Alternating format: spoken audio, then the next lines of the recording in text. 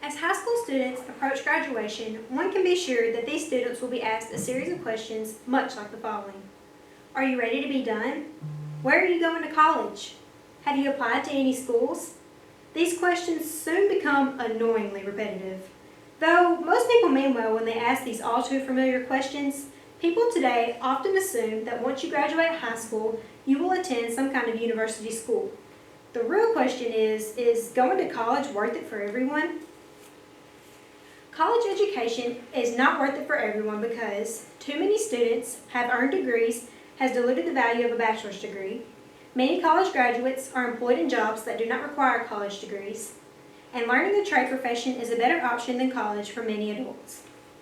Let's begin by discussing how the value of a college degree has plummeted. College degrees function off of supply and demand just like everything else in the economic and business world does. Procon.org used a quote from a Columbia Business School professor, Rita McGrath, that greatly expresses this idea. In her comment, she discusses how having a bachelor's degree used to be a rare thing, but now because everyone is pushing for young people to go to college, there are more degrees out there.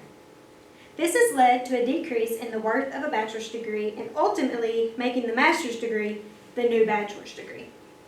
Therefore, the demand for a bachelor's degree in order to get a job is skyrocketing.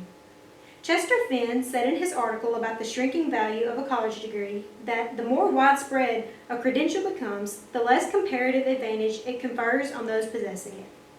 Who's to say that this trend will not continue? The demand for a higher degree will continuously climb until eventually a college degree of any level will be utterly worthless. Now that you understand how the value of a college degree is plummeting, let's talk about the types of jobs that many college graduates are currently upholding.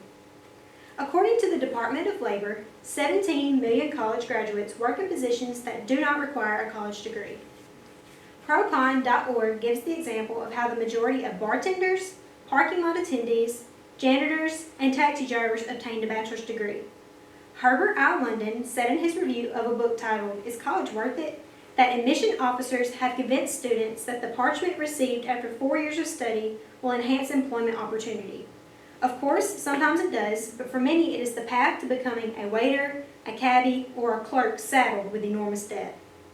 People with these types of jobs are obviously not putting their degrees to use.